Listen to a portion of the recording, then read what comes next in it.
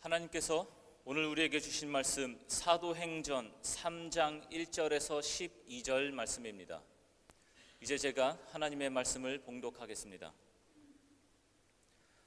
오후 3시에 기도 시간이 되어서 베드로와 요한이 성전으로 올라가는데 나면서부터 못 걷는 사람을 사람들이 떼매고 왔다. 그들은 성전으로 들어가는 사람들에게 구걸하게 하려고 이 못 걷는 사람을 날마다 아름다운 문이라는 성전 문 곁에 앉혀 놓았다. 그는 베드로와 요한이 성전으로 들어가려는 것을 보고 구걸을 하였다. 베드로가 요한과 더불어 그를 눈여겨보고 그에게 말하였다. 우리를 보시오. 그 못 걷는 사람은 무엇을 얻으려니 하고 두 사람을 빤히 쳐다보았다. 베드로가 말하기를 은과 금은 내게 없으나 내게 있는 것을 그대에게 주니 나사렛 예수 그리스도의 이름으로 일어나 걸으시오 하고 그의 오른손을 잡아 일으켰다. 그는 즉시 다리와 발목에 힘을 얻어서 벌떡 일어나서 걸었다. 그는 걷기도 하고 뛰기도 하며 하나님을 찬양하면서 그들과 함께 성전으로 들어갔다. 사람들은 모두 그가 걸어다니는 것과 하나님을 찬양하는 것을 보고 또 그가 아름다운 문 곁에 앉아 구걸하던 바로 그 사람임을 알고서 그에게 일어난 일로 몹시 놀라며 이상하게 여겼다. 그 사람이 베드로와 요한 곁에 머물러 있는데 사람들이 모두 크게 놀라서 솔로몬 행각이라고 하는 곳으로 달려와서 그들에게로 모여들었다. 베드로가 그 사람들을 보고 그들에게 말하였다. 이스라엘 동포 여러분, 어찌하여 이 일을 이상하게 여깁니까? 또 어찌하여 여러분은 우리가 우리의 능력이나 경건으로 이 사람을 걷게 하기나 한 것처럼 우리를 바라봅니까? 아멘. 제가 5살이던 해였습니다.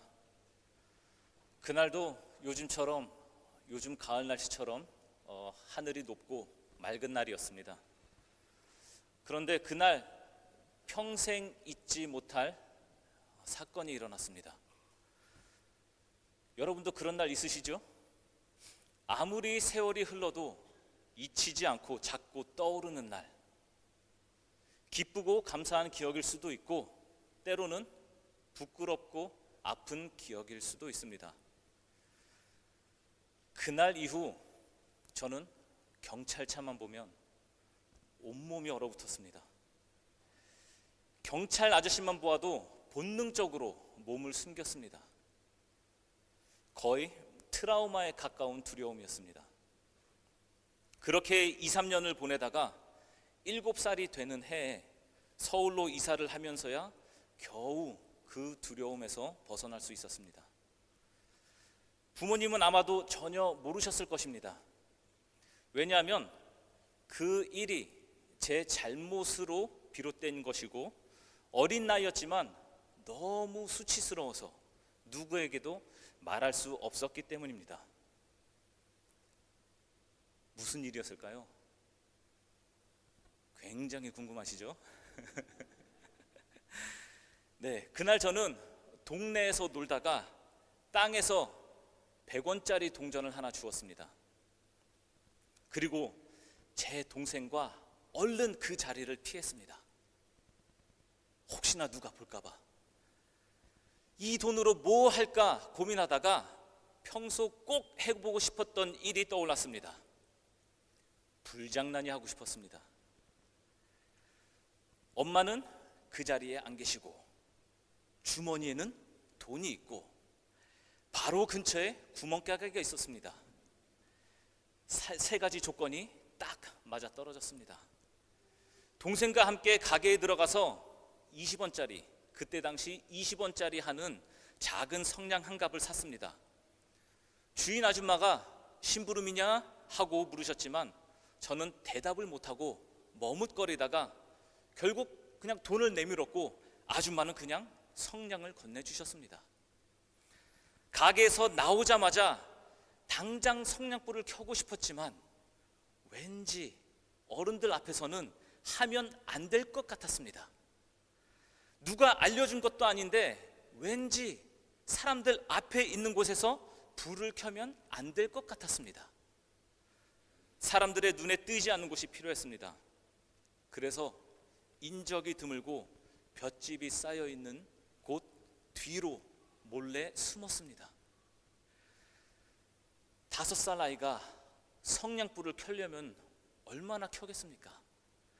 저는 그저 늘 어른들이 성냥불을 켜는 것을 어깨너머로 보기만 했을 뿐입니다.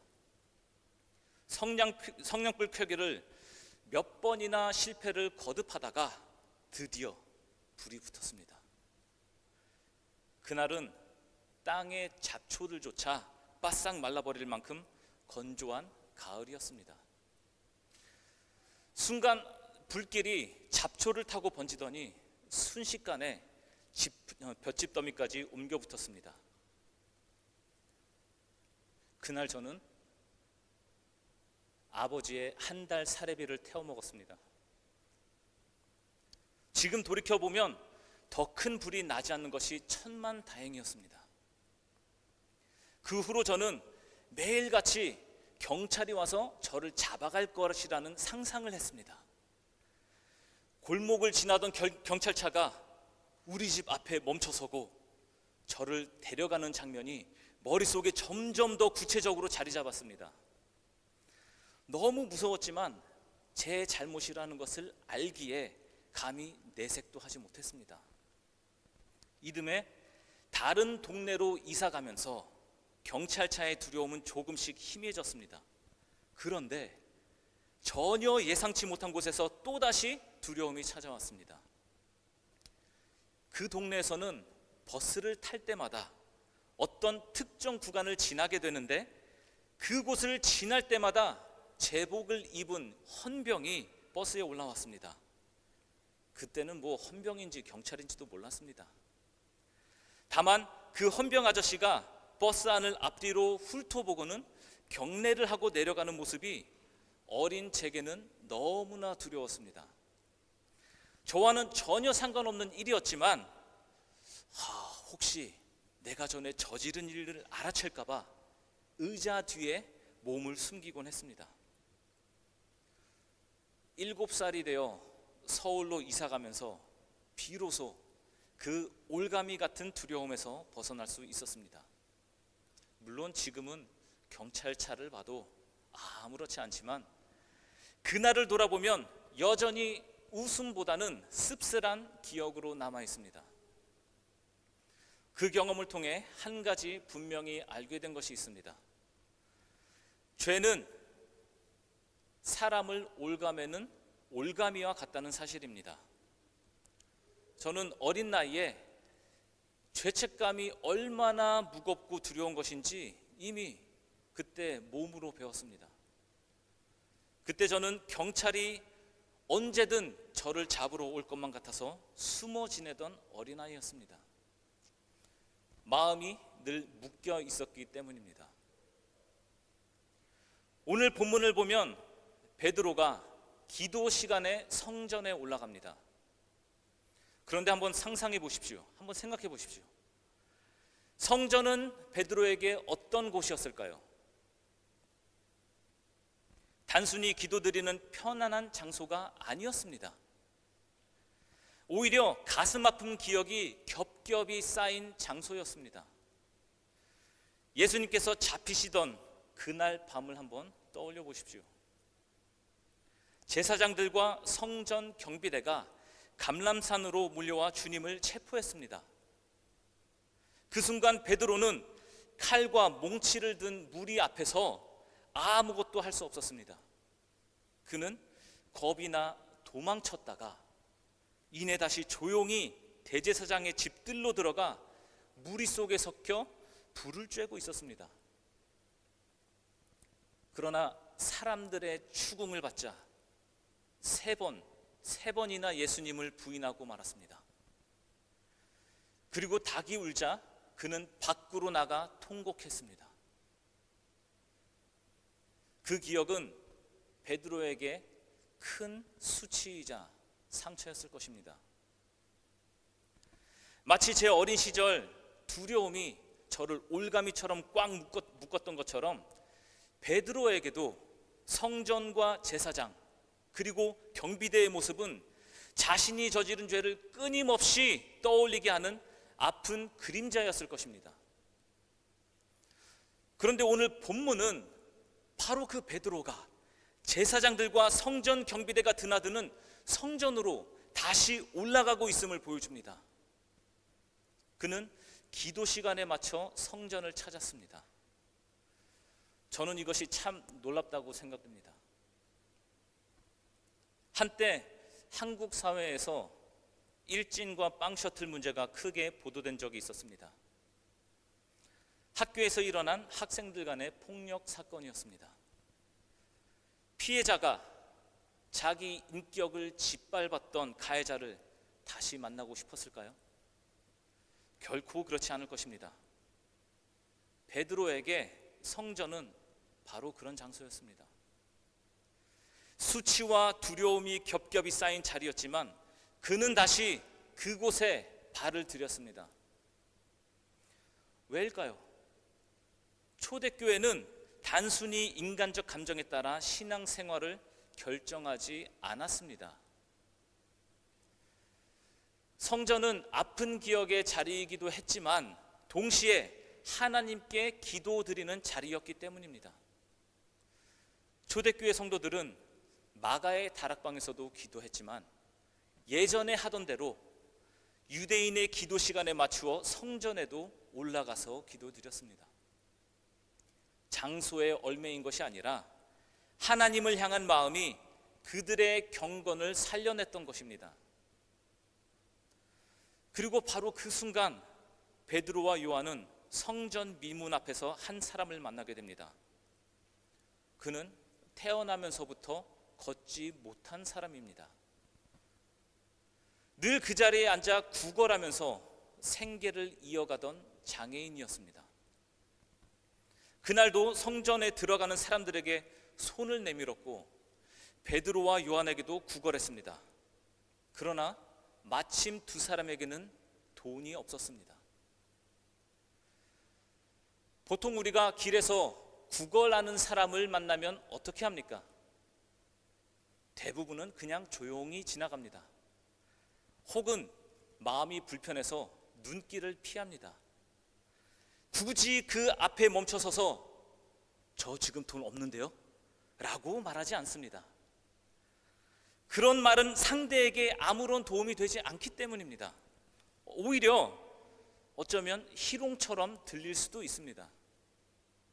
그런데 베드로는 멈춰서서 난감해 보이는 말을 꺼냅니다. 은과 금은 내게 없으나 내게 있는 것을 그대에게 주니 나사렛 예수 그리스도 이름으로 일어나 걸으시오.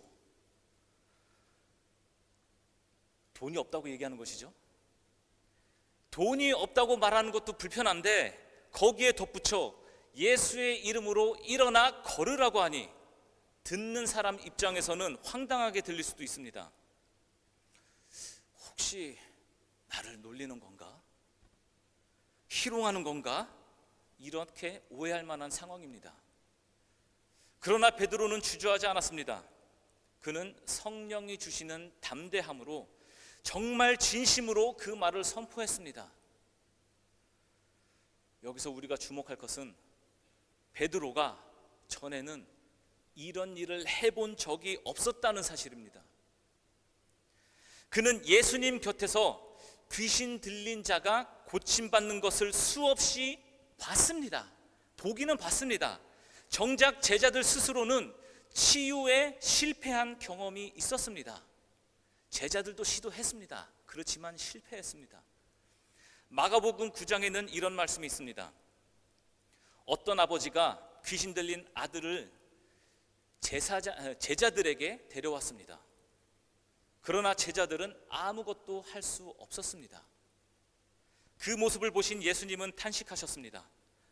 아, 믿음이 없는 세대여, 내가 언제까지 너희와 함께 있어야 하겠느냐? 내가 언제까지 너희에게 참아야 하겠느냐? 아이를 내게 데려오너라. 그리고 예수님께서 아이를 고쳐주신 후 이렇게 말씀하셨습니다. 이런 부류는 기도로 쫓아내지 않고는 어떤 수로도 쫓아낼 수 없다. 이 말씀은 제자들 곧 베드로에게 뼈아픈 꾸지람이었습니다. 자신의 연약함을, 기도의 깊이가 부족함을 뼛속 깊이 깨닫게 된 자리였습니다. 그런 베드로가 지금 성전이라는 트라우마의 장소에서 나면서부터 걷지 못한 사람을 향해 단번에 선포합니다. 예수 그리스도의 이름으로 일어나 걸으라. 이것은 인간적인 담대함이 아닙니다. 과거의 실패를 넘어 성령 안에서 새롭게 된 믿음의 선포였습니다. 이전에는 불가능했던 것을 이제는 예수의 이름으로 담대히 말할 수 있었던 것입니다. 베드로의 담대한 선포를 통해 태어나면서부터 걷지 못한 사람이 드디어 일어났습니다. 성경은 이렇게 증언합니다. 그는 즉시 다리와 발목에 힘을 얻어서 벌떡 일어나며 걸었다. 태어나서 단 한 번도 걸음마조차 해보지 못한 사람이 갑자기 걷고 뛰고 찬양하는 모습을 한번 상상해 보십시오. 성전에 있던 모든 사람들이 그 장면을 두 눈으로 목격했습니다. 놀라운 은혜의 순간이었습니다. 더 놀라운 것은 그 고침받은 사람의 반응이었습니다. 그는 은혜를 받자마자 곧장 성전 안으로 들어가 하나님을 찬양했습니다. 당시 유대 사회에서 장애는 부정함의 상징처럼 여겨졌습니다. 성전 문 앞에는 앉아 있을 수는 있었지만 성전 안으로는 들어갈 수 없는 삶을 살았습니다. 왜냐하면 부정한 사람이기 때문에, 부정한 사람이 거룩한 성전에 들어올 수 없기 때문에. 그런데 이제 그는 당당히 성전 안으로 들어가 하나님을 찬양하는 사람이 되었습니다. 평생을 부정함 속에서 살다가 성전 안으로 들어갔습니다. 일어나 걷는 것도 기적인데 태어나면서 한 번도 걸어본 적이 없는 사람이 일어나는 것조차 시도할 수 있었겠어요? 그런 사람이 한 번도 가본 적 없는 성전을 들어갔습니다.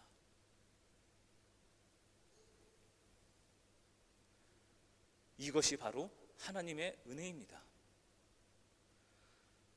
태어나면서부터 부정하다고 여겨졌던 사람이 이제는 회복의 증거가 되어 성전 안에서 하나님을 찬양하게 된 것입니다. 그의 걸음 하나하나가 단순한 발걸음이 아니었습니다. 그는 걷는 것 자체로 증거가 되었고 찬양하는 것 자체로 복음의 선포가 되었습니다. 이런 놀라운 광경을 보고 사람들의 시선은 자연스럽게 베드로와 요한에게 쏠렸습니다. 금세 많은 무리가 그들 주위로 몰려들었습니다. 그러나 베드로는 그 기회를 헛되이 하지 않았습니다. 사람들의 눈길이 자신에게 향할 때 그는 머뭇거리지 않고 곧장 예수 그리스도를 증언하는 자리로 나아갔습니다. 여기서 중요한 것은 기적을 행하는 것이 목적이 아니라는 것입니다. 기적은 복음을 위한 문입니다. 하나님의 말씀을 증거하는 도구일 뿐입니다. 하나님은 기적으로 길을 열어주시고 사도는 그 열린 길을 따라 복음을 선포한 것입니다. 사람들이 주목하고 몰려든 곳은 솔로몬 행각이라 불리는 곳이었습니다. 이 솔로몬 행각에 대해서 요한복음 10장에 기록되어 있는데요, 여기를 보면 이곳은 예수님께서 이전에 유대인들과 논쟁하시면서 자신의 정체를 드러내셨던 자리입니다. 그 솔로몬 행각이라는 곳은 진리가 논쟁거리가 되었던 장소였습니다. 바로 그곳에서 예수님의 이름으로 걷게 된 사람이 살아있는 증거가 되었고, 베드로는 예수님을 메시아로 소개할 수 있는 기회를 얻었습니다. 사람들은 모두 베드로를 우러러 보았습니다. 그러나 베드로는 곧장 시선을 자신에게서 떼어내어 예수님께로 돌렸습니다. 그리고 12절에서 이렇게 말했습니다. 이스라엘 동포 여러분, 어찌하여 이 일을 이상하게 여깁니까? 또 어찌하여 여러분은 우리가 우리의 능력이나 경건으로 이 사람을 걷게 하기나 한 것처럼 우리를 바라봅니까? 사람들의 눈에는 베드로가 대단한 사람처럼 보였습니다. 잘만 하면 그는 영웅이 될 수도 있었습니다. 사람들의 존경과 영광을 한 몸에 받을 수 있었습니다.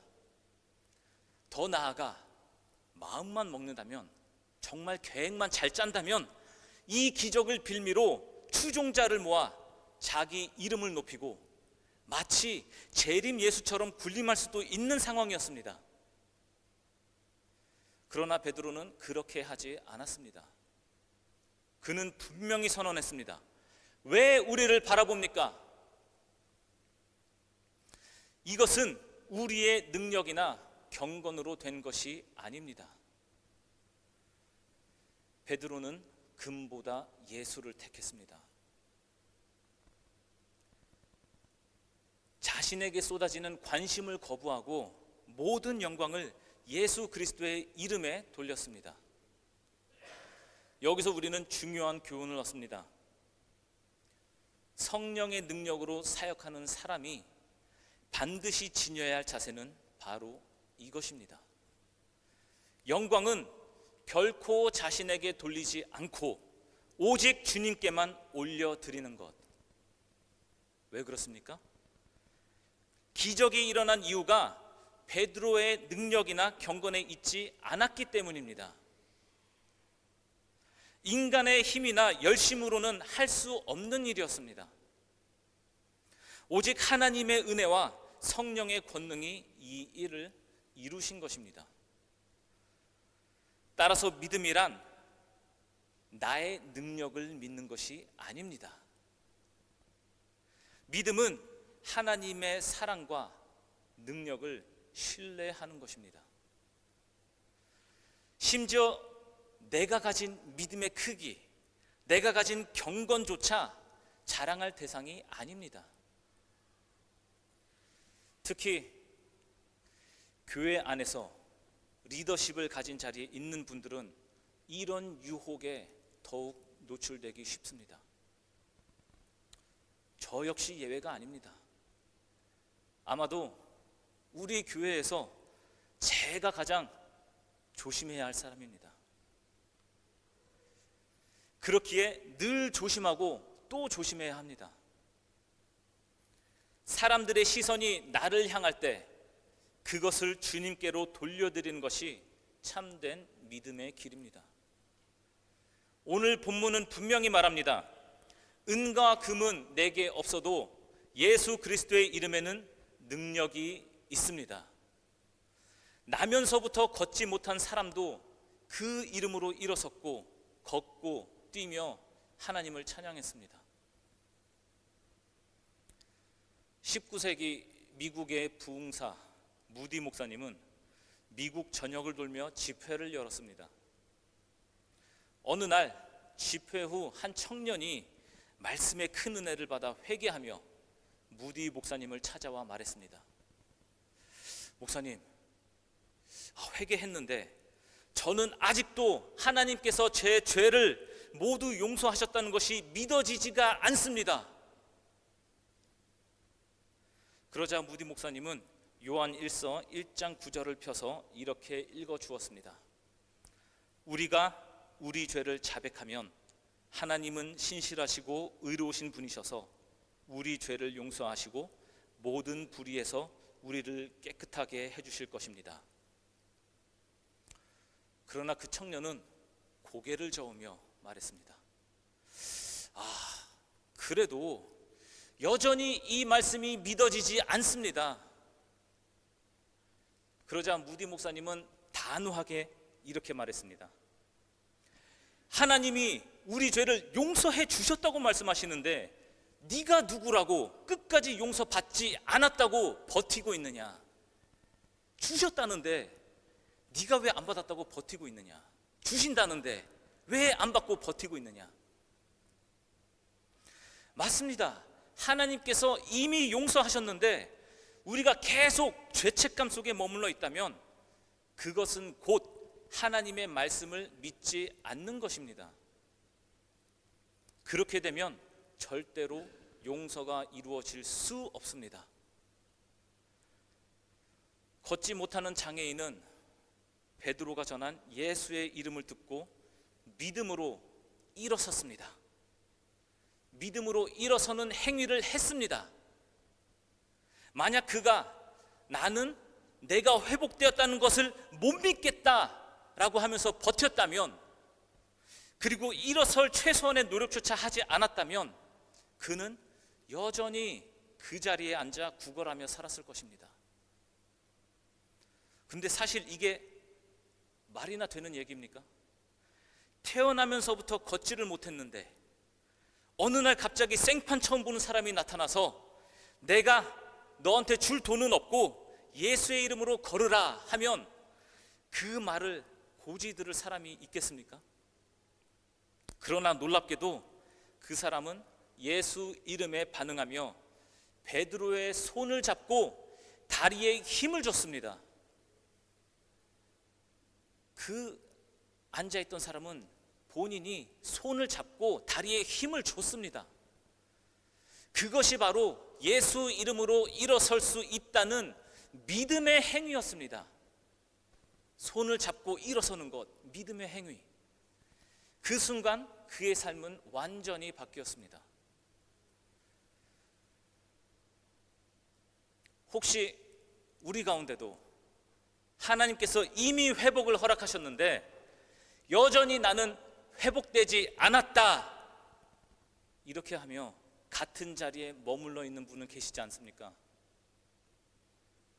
손을 잡고 다리에 힘조차 줄 시도조차 하지 않고 있지는 않습니까?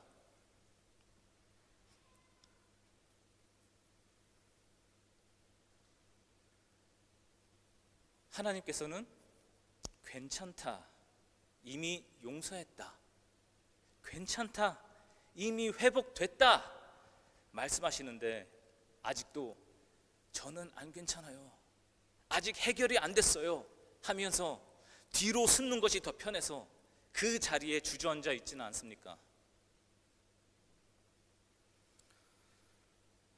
성도 여러분, 하나님의 말씀은 오늘날 우리에게도 동일하게 선포되고 있습니다. 예수 그리스도의 이름으로 일어나 걸으라. 이제는 죄책감의 자리, 상처의 자리, 두려움의 자리를 털고 일어나야 할 때입니다. 성전 앞 장애인이 베드로의 손을 잡고 일어섰던 것처럼 자리를 털고 일어나십시오. 눈에 보이는 금보다 우리 마음속에 계신 예수를 부르십시오. 하나님께서 이미 우리에게 허락하신 은혜를 믿음으로 받아들이십시오. 그리고 그 은혜가 머리의 지식으로만 머물지 않고 우리의 삶 속에서 힘이 되게 하십시오. 걷지 못하는 사람이 일어나 하나님을 찬양하며 성전 안으로 들어갔던 것처럼 우리도 그 자리에서 일어나 하나님을 찬양해야 합니다. 더 나아가 이웃에게 복음을 전하는 증인으로 서야 합니다. 오늘도 예수 그리스도의 이름을 힘입어 각자의 가정과 일터와 교회 안에서 걷고 뛰며 찬양하는 삶을 살아가는 성도들이 되시기를 주님의 이름으로 축복하며 기도합니다. 기도하겠습니다.